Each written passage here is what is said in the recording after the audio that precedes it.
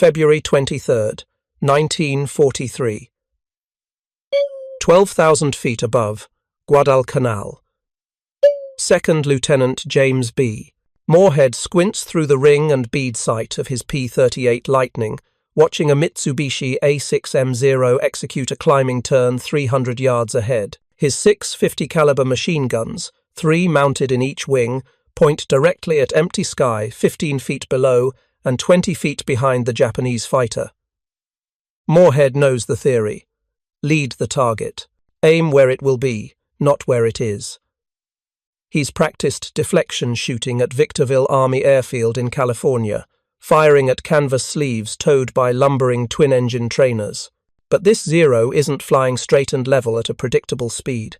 It's corkscrewing through three-dimensional space while its pilot, a veteran with 600 combat hours, executes maneuvers. Moorhead's instructors never mentioned.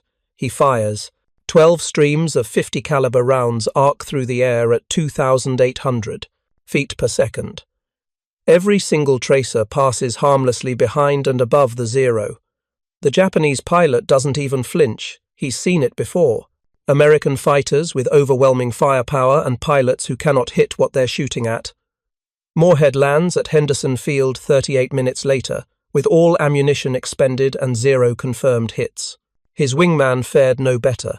Together, they fired 3,200 rounds at 4 separate targets.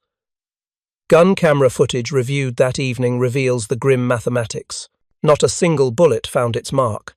This scene repeats itself across dozens of squadrons in the Pacific Theater during the first 18 months of the war. American fighter pilots, flying aircraft with superior speed, climb rate, and firepower, consistently fail to down enemy fighters that should be easy targets. The 5th Air Force's internal combat assessment from March 1943 documents the catastrophe. Average hit rate for deflection. Shooting, 7%. Average ammunition expenditure per kill, 4,200 rounds. Expected kills per sortie, 0.3. At this rate, America will lose the air war in the Pacific, not because its pilots lack courage or its aircraft lack capability, but because its fighters cannot deliver their theoretical firepower where it matters. Bullets that miss are bullets wasted. And American fighter pilots in early 1943 are missing almost everything. If you're enjoying this deep dive into the story, hit the subscribe button and let us know in the comments from where in the world you are watching from today. Senior commanders gather at 5th Air Force Headquarters in Brisbane, Australia on March 15, 1943. The meeting agenda contains one item: why can't our pilots hit anything? Major General George Kenney, commanding officer of Allied Air Forces in the Southwest Pacific, stands before a room containing 24 squadron commanders and gunnery instructors. Behind him, a blackboard displays 3 diagrams showing typical deflection shooting scenarios. Gentlemen, Kenney begins, we are shooting 5,000 rounds for every enemy aircraft destroyed. The Japanese are shooting 800. This is mathematically unsustainable. He points to the first diagram. A fighter attacking from a 60-degree angle must aim approximately 50 feet ahead of a target moving at 300 miles per hour at 200 yards range. The calculation assumes both aircraft maintain constant speed and heading. Neither does. The second diagram shows a high-side attack, the preferred American tactic. The attacking fighter dives from above and behind, approaching at a 45-degree angle. The deflection angle changes continuously as the attacker closes. Where should the pilot aim? The answer: somewhere he cannot calculate while pulling 4 G-forces in a diving turn while watching for other enemy fighters while operating. Oxygen-starved at 15,000 feet. The third diagram displays actual gun camera footage from 17 recent engagements. In every frame, American tracers bracket the target. Above it, below it, ahead of it, behind it, everywhere except through it.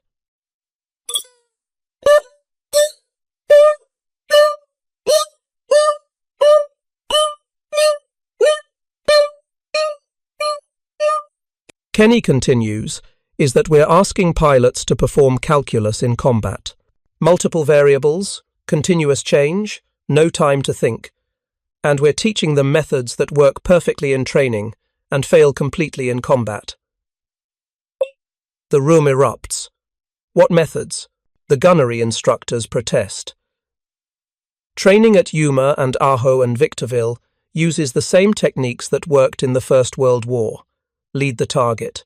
Use the rate 1 turn formula. Estimate range. Compensate for ballistic drop. These are proven principles. Proven to produce a 7% hit rate, Kenny replies flatly, which means they don't work. What follows is 3 hours of heated argument. The gunnery instructors defend their training syllabus. The squadron commanders cite their casualty figures. Everyone agrees something must change. Nobody knows what. Then, Captain Charles Lindbergh, the famous aviator now serving as a civilian technical consultant, speaks from the back of the room. He's spent the last 6 weeks flying combat missions with the 475th Fighter Group, observing their gunnery techniques firsthand. The Japanese pilots aren't calculating deflection, Lindbergh says quietly. They're doing something different. The room falls silent. I've watched Zero pilots engage our bombers. They don't aim ahead. They aim at the target and let their aircraft's forward motion provide the lead naturally. Their tracers appear to curve toward the target. Our tracers go straight and miss. Kenny leans forward. Explain. Our pilots are taught to aim ahead of the target manually, to place their gunsight reticle in empty space and hope the target flies into their stream of fire. But their aircraft is also moving forward at 300 miles per hour. That forward motion is already providing deflection. When pilots add more lead manually, they're double compensating. They're aiming too far ahead. Lindbergh walks to the blackboard and draws a new diagram. If a pilot aims directly at a target while his own aircraft is turning to track it, his guns, which are mounted in the wings or nose, will naturally lead the target because the aircraft's forward velocity adds to the bullet's velocity. The pilot doesn't need to calculate anything. He just needs to keep his sight on the target and fire.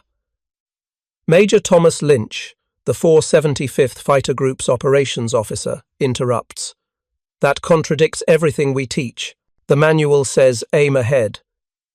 The manual, Lindbergh replies, is wrong. To understand why Lindbergh's observation proved revolutionary, you must first understand what American pilots were taught in 1942 and 1943. The official Army Air Forces training, the doctrine for fixed gunnery, came from experiences in the First World War, refined slightly during the interwar period, and codified in training manuals distributed to every gunnery school in America. The doctrine made perfect sense on paper. It just didn't work in three-dimensional combat. Fixed gunnery training began at advanced flying schools after pilots completed basic flight instruction. They learned on North American AT-6 Texan trainers, mounting 1 or 2 30-caliber machine guns. The exercise involved firing at ground targets and at aerial targets towed behind another aircraft, typically a rectangle screen or a 360-degree sleeve that looked like a windsock. Instructors taught a simple principle. Lead the target by the distance it will travel during your bullet's flight time. At 200 yards range, a 50-caliber bullet requires approximately 0.25 seconds to reach the target. An aircraft flying 300 miles per hour travels 36 feet in that time. Therefore, aim 36 feet ahead. The math was correct. The application was impossible. In actual combat, pilots discovered that deflection shooting required estimating 5 variables simultaneously: range to target, target's speed, target's angle off, your own aircraft's speed, and your own aircraft's turn rate. Change any one variable, and the solution changed. Change all 5 continuously, which happened in every dogfight, and the pilot was essentially guessing. The ring and bead sight provided no assistance. It consisted of a circular ring at the end of a post, like iron sights on a frontier rifle. Align the ring with the target, apply your estimated deflection, and fire. The sight offered no range indication, no speed compensation, no deflection calculation. Just a circle and a prayer. graduates from gunnery school achieved hit rates of 12 to 15% against towed targets flying straight and level. In combat, against maneuvering fighters, that rate dropped to 6 to 8%. Against the Mitsubishi A6M0, flown by experienced Japanese naval aviators with hundreds of combat hours, American hit rates fell below 5%. The Japanese, meanwhile, achieved hit rates consistently above 20%, not because their pilots possessed superhuman abilities, but because their training emphasized a completely different approach. Japanese fighter pilot training lasted over a year and included extensive combat in China before pilots deployed to frontline units. But the critical difference wasn't training duration. It was training philosophy. Japanese instructors taught their students to track the target smoothly and fire when the gunsight reticle sat directly on the target. No manual deflection calculation, no aiming at empty space, just smooth tracking and continuous fire. This technique worked because of a physical principle American training manuals ignored. The forward velocity of the attacking aircraft naturally provides deflection. When a pilot turns his aircraft to track a target, keeping his gunsight reticle on that target, his guns, which are fixed to the aircraft, and point where the aircraft points, will naturally lead the target by an amount proportional to the pilot's turn rate. In other words, the pilot's brain doesn't need to calculate deflection. The aircraft's motion calculates it automatically through basic physics. American pilots in early 1943 didn't understand this because their training actively fought against it. They were taught to aim ahead manually, which meant they were adding lead to the natural lead already provided by their aircraft's motion. The result? They aimed too far ahead and missed. Second Lieutenant Robert C. Curtis arrives at Port Moresby, New Guinea in April 1943 with 185 flying hours and 12 hours of gunnery training. He's assigned to the 39th Fighter Squadron, flying Bell P, 39 Airacobras against Japanese fighters and bombers. His commanding officer, Major Harry Lidane, asks one question during their first meeting. "Can you hit anything?" Curtis hesitates. "Sir, I scored 82% on my gunnery qualification. Against a towed target flying straight and level, can you hit a 0? "I haven't tried yet, sir." Lidane hands him a mimeographed sheet of paper. "Read this before your first mission. It might keep you alive." The document, typed on a manual typewriter with numerous crossouts and handwritten corrections, is titled Actual Gunnery Technique for Combat Observations from the 39th Fighter Squadron. It's not an official manual. It's not endorsed by 5th Air Force Headquarters. It's not approved by the Army Air Force's Training Command. It's a collection of hard-won lessons compiled by pilots who survived long enough to figure out what actually works. The first section reads, "Forget what you learned in gunnery school. Aim directly at the target. Your aircraft's forward motion will provide the necessary deflection. Do not aim ahead manually. You will miss." The second section describes gun harmonization. Have your armorer set your guns to converge at 250 feet. Not the regulation 600 feet. Closer convergence dramatically increases hit probability. Get close before you shoot. The third section addresses ammunition expenditure. Fire short bursts of 1 to 2 seconds. Observe your tracers. Adjust your aim based on where your tracers actually go, not where you think they should go. Most pilots shoot high. Aim lower than you think necessary. The document contains 11 more sections covering specific attack angles, deflection techniques for different maneuvers, and methods for leading fast-moving targets. Every section contradicts official doctrine. Every section saves lives. Curtis flies his first combat mission on April 16, 1943, a morning patrol over Huon, Gulf. At 10:30 hours, his flight encounters 6 Zeros, escorting a formation of Mitsubishi G4M Betty bombers. Curtis gets behind 1 Zero in a diving turn. Range, 300 feet. He places his gunsight reticle directly on the Zero's fuselage and fires a 2-second burst. Hits. The Zero's right-wing root erupts in flames. The fighter rolls inverted and spins toward the ocean, trailing smoke. Curtis stares at his guns. He aimed directly at the target, exactly as the unofficial document instructed. He didn't calculate deflection. He didn't aim ahead. He just tracked the target and fired.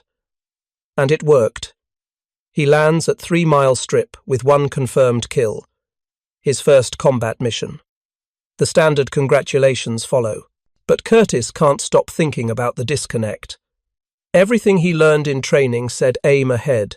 Everything that just worked said aim directly at the target. That evening, he approaches Major Lidane. "Sir, why didn't they teach us the correct technique in gunnery school?" Lidane sighs. "Because the people writing the manuals aren't the people doing the fighting. They're teaching First World War doctrine to pilots fighting a Second World War. The doctrine will change eventually. Probably after enough pilots die that headquarters finally notices the problem." How many have died so far? Too many.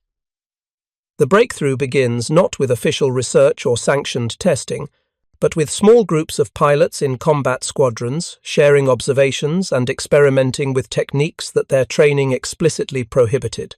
By mid-1943, several squadrons have developed their own unofficial gunnery methods, each slightly different but all sharing one common principle: aim at the target, not ahead of it.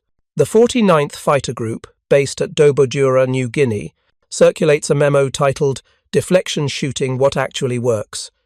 It recommends aiming directly at the target while maintaining a hard turn, allowing the aircraft's motion to provide natural lead. Hit rates among pilots following this technique increase from 8% to 19% within 6 weeks. The 475th Fighter Group, flying P-38s out of WWII, develops a similar approach with additional emphasis on gun harmonization. They discover that setting guns to converge at 200 feet instead of 600 feet triples hit probability at close range. The trade-off: effectiveness drops rapidly beyond 300 feet, but in the Pacific Theater, where most engagements occur between 100 and 300 feet, the closer convergence proves devastatingly effective. The science behind gun harmonization is straightforward but counterintuitive. Fighter aircraft mount their guns in the wings, spread apart by distances ranging from 10 to 16 feet, depending on the aircraft type. If those guns point straight ahead, their bullet streams remain parallel, passing on either side of narrow crinnet, targets like enemy fighters. The solution: angle the guns inward so their fire converges at a specific distance. Standard Army Air Forces doctrine in early 1943 specified convergence at 600 feet. The logic seemed sound. Most gunnery instructors assumed pilots would engage targets at ranges between 400 and 800 feet, so 600 feet represented a reasonable compromise. Combat proved them wrong. Actual engagement ranges in the Pacific averaged 200 to 300 feet. Pilots discovered they needed to get dangerously close to hit anything at all, partly because their gunnery skills were inadequate, and partly because the ring and bead sight offered no ranging assistance. At 600 feet convergence, the guns' bullet streams were still converging when they reached the typical combat range. The hitting area was small, often just 2 or 3 feet in diameter. Miss by 4 feet, and every bullet passed harmlessly around the target. But converge the guns at 250 feet, and something interesting happens. At 200 feet range, the convergence point is close. The bullet streams from all 6 guns meet in a concentrated zone about 18 inches in diameter. At 300 feet, the streams have begun to diverge again, but they're still close enough that hits are likely. The effective zone extends from about 150 feet to 350 feet, exactly where most Pacific combat occurs. The 475th Fighter Group's armament officer, Captain William O'Brien, stumbles onto this discovery almost by accident in May 1943. His squadron has been experimenting with different convergence settings, and he decides to run actual measurements on the firing range at WWII. He sets up paper targets at 50-foot intervals, from 100 feet to 600 feet. Then he has pilots make firing passes at each target, recording the hit patterns. The results are dramatic. At 250 feet convergence, The hit density at close range is 3 times higher than at 600 feet convergence. Beyond 400 feet, both settings perform poorly, but nobody's scoring hits at 400 feet anyway. O'Brien writes up his findings and circulates them to other squadrons. Within 3 months, most P-38 units in the Southwest Pacific have reset their guns to converge between 200 and 300 feet. Kill rates increase proportionally. The Army Air Force's headquarters in Washington receives reports of these unauthorized modifications with institutional alarm. Changing gun harmonization settings without proper authorization violates technical order compliance. Conducting field experiments without approval from the Air Technical Service Command violates testing protocol. That the modifications are saving lives and increasing effectiveness is, from the bureaucracy's perspective, beside the point. But General Kenney, commanding 5th Air Force, possesses both the authority and the willingness to tell Washington that combat results matter more than paperwork. When headquarters demands he order squadrons to return to standard 600 feet convergence, Kenney responds with a 2-sentence telegram. Request denied.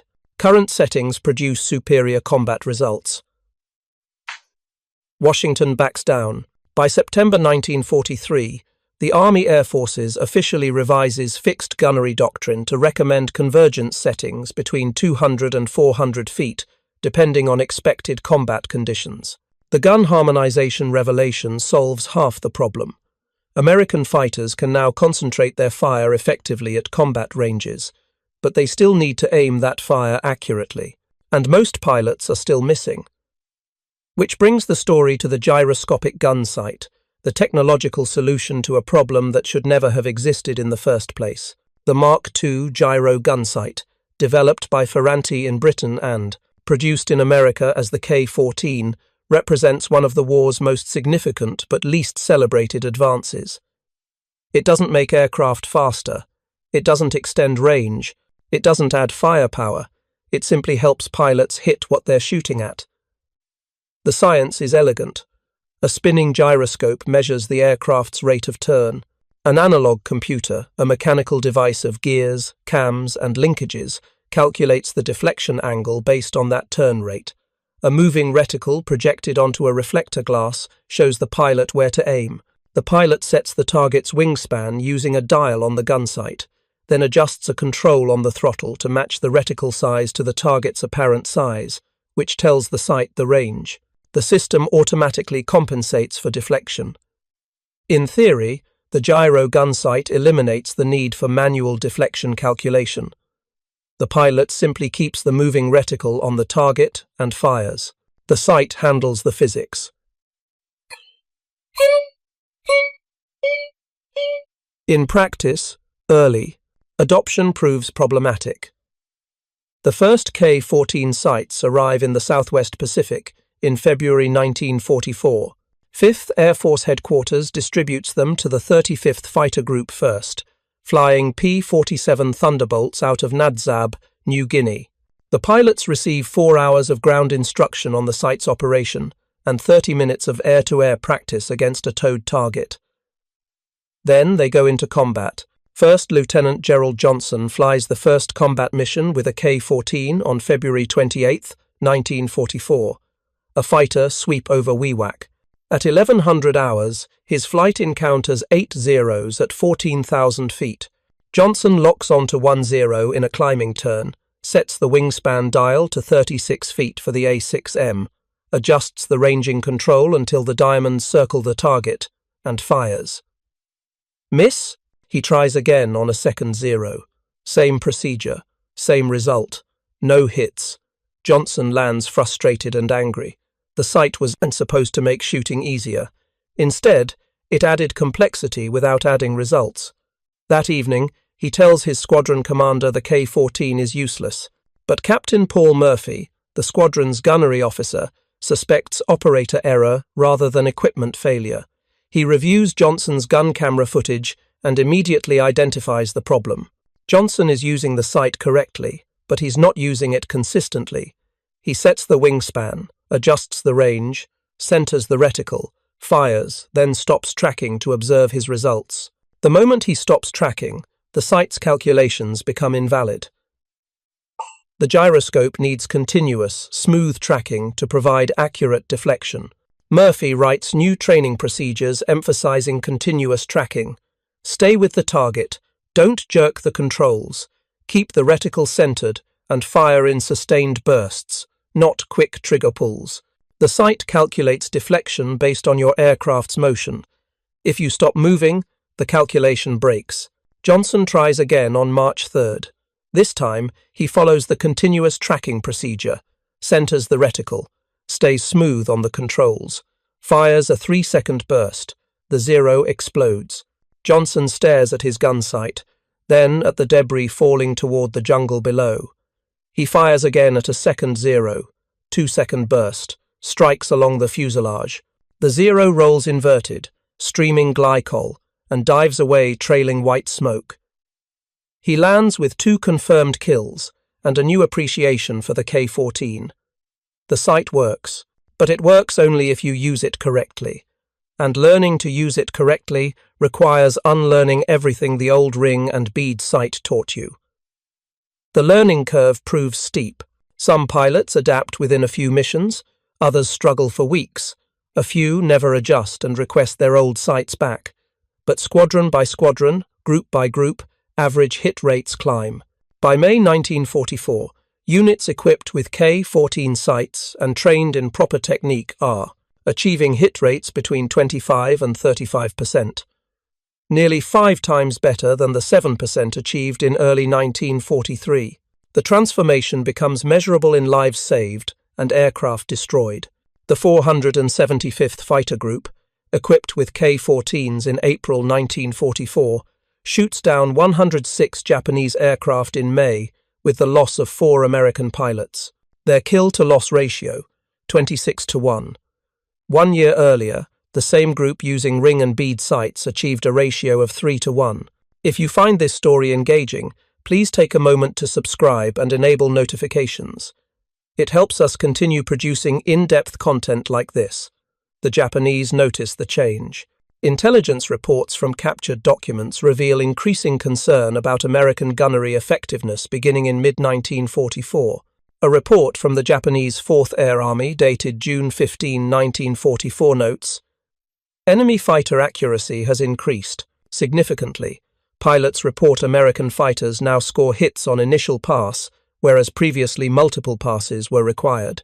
Recommend increased defensive maneuvering during engagement." Another report from September 1944 is more blunt. American fighter pilots now demonstrate accuracy equivalent to our most experienced aviators. Previous advantage in deflection shooting has disappeared. Casualties increasing.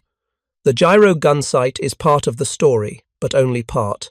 The complete picture requires understanding 3 converging developments: the shift to direct aiming technique, the adoption of closer gun convergence, and the introduction of gyro gun sights. Each improvement builds on the others. Direct aiming allows pilots to use their aircraft's natural motion instead of fighting it. Closer convergence concentrates firepower at typical combat ranges. Gyro gun sights automate deflection calculation for pilots who need it. Together, they transform American fighter effectiveness from barely adequate to overwhelmingly superior. But the human element matters most. Technology helps, training helps, equipment helps, but the pilots who figured out what actually works, who ignored doctrine, experimented in combat, and shared their discoveries informally, they're the ones who changed the war. Consider the story of Captain Richard Bong, America's highest-scoring ace with 40 confirmed victories. Bong was, by his own admission, a poor deflection shooter. His gunnery instructor at Luke Field, Arizona, rated him below average. His technique, get close and shoot straight ahead. He set his P-38's guns to converge at 250 feet and refused to engage targets beyond 300 feet. No complex deflection, no long-range shooting, just close-in knife fights where his .650 caliber guns, concentrated in the aircraft's nose, could pour devastating fire into a target he could barely miss. Bong never used a gyro gun sight. He didn't need one. His technique eliminated the variables the sight was designed to solve. He later served as a gunnery instructor, teaching new pilots the same close-in tactics. His lesson: get closer than you think is safe, then get closer still. Aim at the target. Fire short bursts. Observe. Adjust. Repeat. It's the opposite of what official doctrine taught in 1942. It's what actually works. Or consider Major Thomas Maguire, second highest scoring American ace with 38 victories. Maguire did use a K-14 sight, but he used it unconventionally. Standard procedure called for adjusting the ranging control continuously to keep the diamonds matched to the target size. Maguire discovered he could preset the range at 250 feet and ignore the adjustment entirely. If the target appeared larger than the diamonds, he was too close. If smaller, too far. Fire when the target fills the diamonds and you'll hit every time. His technique reduced the sight's complexity from a multi-step process to a simple go-no-go gauge. Set it once. Fire when it matches. Done. His hit rate exceeded 40%, among the highest in 5th Air Force. By late 1944, the transformation is complete. American fighter pilots in the Pacific Theater have gone from barely competent shooters to some of the most accurate in the world. The kill ratio tells the story. In 1942, 3-1 in America's favor. In 1943, 6-1. In 1944, 15-1. By 1945, 25-1. The Japanese can no longer compete. Not because their pilots lack courage or skill, but because they're fighting an enemy that can finally deliver its enormous material advantage where it matters. American fighters carry more ammunition, have more guns, possess better engines, and now critically hit what they shoot at. The Battle of the Philippine Sea in June 1944 demonstrates the complete reversal. American carrier fighters, all equipped with Mark 18 gyro gunsights, the Navy's version of the K-14, intercept Japanese airstrikes in what becomes known as the Great Marianas Turkey Shoot. Over 300 Japanese aircraft destroyed, 30 American aircraft lost. Hit rates for American pilots, 32%. Hit rates for Japanese pilots, 9%. The mathematics are brutal. When one side hits 3 times more often, the other side dies 3 times faster. The story concludes not with a dramatic final battle, but with a quiet recognition that the war's outcome was decided as much by small technical and tactical improvements as by grand strategy. The ability to hit targets, such a basic fundamental requirement, took American pilots nearly 2 years to master. That they mastered it at all owes more to pragmatic experimentation than official planning. The lessons learned in the Pacific eventually filtered back to training commands in the United States. By mid-1944, gunnery schools began teaching direct aiming technique as standard doctrine. The old lead-the-target methods appeared in manuals only as historical footnotes. Gun convergence settings changed from 600 feet to 250 feet as default configuration. K-14 sights became standard equipment on all new P-51 Mustangs and P-47 Thunderbolts, but the transition happened slowly. Many instructors, trained in the old methods, resisted teaching techniques that contradicted their own experience. Some continued to insist that manual deflection calculation was superior, pointing to theoretical scenarios where direct aiming might fail. That these scenarios rarely occurred in actual combat didn't sway them. Theory mattered more than practice. The result? Pilots arriving in theatre in late 1944 still received mixed messages. Some had learned direct aiming, others still practiced manual deflection. Some understood convergence principles. Others didn't know what convergence meant. Squadron commanders found themselves retraining freshly minted pilots who should have learned the correct techniques months earlier. First Lieutenant Robert de Haven, arriving at Leyte in December 1944 with the 7th Fighter Squadron, describes his experience. I spent 6 weeks at gunnery school learning to lead targets manually. I scored well on the qualification course. Then I got to the Philippines and my squadron commander told me to forget everything I'd learned. He handed me a 2-page memo on direct aiming and said, "Read this, practice it. Your life depends on it." I felt betrayed. Why did they waste 6 weeks teaching me techniques that don't work? The disconnect persisted through war's end. Training establishments, by nature conservative and resistant to rapid change, could not match the pace of innovation happening in combat theatres. By the time a new technique became official doctrine, combat squadrons had already moved on to the next improvement. This created a secondary problem. Institutional knowledge lived in the combat squadrons themselves, not in official manuals or training programs. When squadrons rotated back to the United States, when experienced pilots completed their tours and left active duty, the knowledge went with them. The Army Air Forces did eventually conduct formal studies and update official doctrine, but always reactively, always months or years behind the leading edge. The post-war assessment of American fighter gunnery, published by the Army Air Forces in December 1945, acknowledges these failures directly. The report's introduction states, "The development of effective deflection shooting techniques in the Pacific Theater occurred despite, rather than because of, official training doctrine.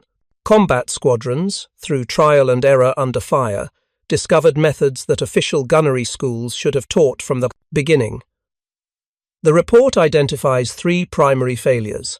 First, over-reliance on First World War experience despite fundamental changes in aircraft performance and combat conditions.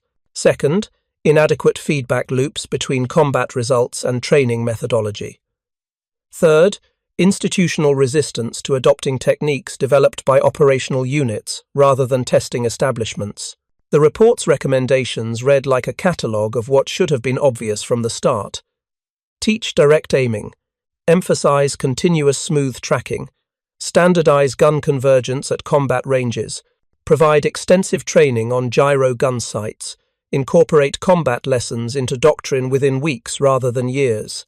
These recommendations shaped post-war fighter pilot training, eventually becoming standard practice in what would become the United States Air Force. But for the men who fought in 1942 and 1943, before these lessons were learned, the price was paid in lives lost and opportunities missed.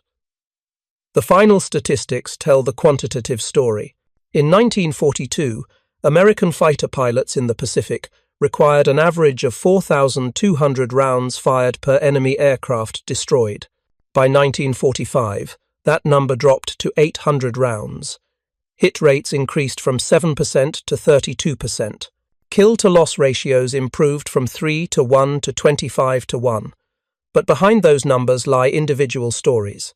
Lieutenant Robert Curtis, who scored his first kill by ignoring his training and aiming directly at a zero. Captain Richard Bong, who compensated for poor gunnery with aggressive close-in tactics. Major Thomas Maguire, who simplified the gyro gunsights operation into a single go-no-go check. Thousands of pilots who learned through experience what their instructors should have taught them from the beginning. The irony runs deep. The solution to inadequate American fighter gunnery wasn't advanced technology, though gyro gunsights helped. It wasn't superior training, though better training would have helped more. It was recognizing that doctrine designed for a previous war didn't work in the current one, and being willing to adapt.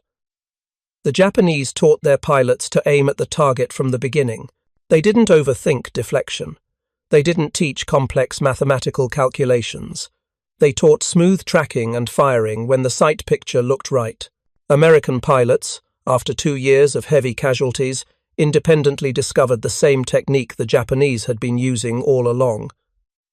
That discovery transformed American fighter effectiveness in the Pacific. Combined with overwhelming material superiority, more aircraft, more fuel, more ammunition, more pilots, it created a situation where Japanese fighter aviation simply could not compete. By 1945, experienced Japanese pilots were being shot down by American pilots with 50 hours of combat time. Not because the Japanese pilots had become less skilled, but because the American pilots could finally hit what they aimed at. The technological epilogue involves the continued development of gunsights into the jet age. The K-14 evolved into radar-ranging sights during the Korean War, eliminating the need for pilots to manually estimate range. Modern fighter aircraft use completely automated systems, where the pilot designates a target and the fire control computer handles everything else.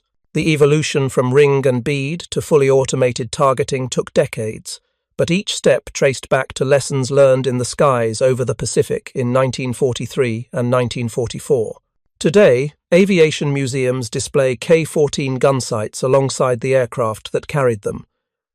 Plaques describe the sight's technical specifications and note its contribution to Allied victory.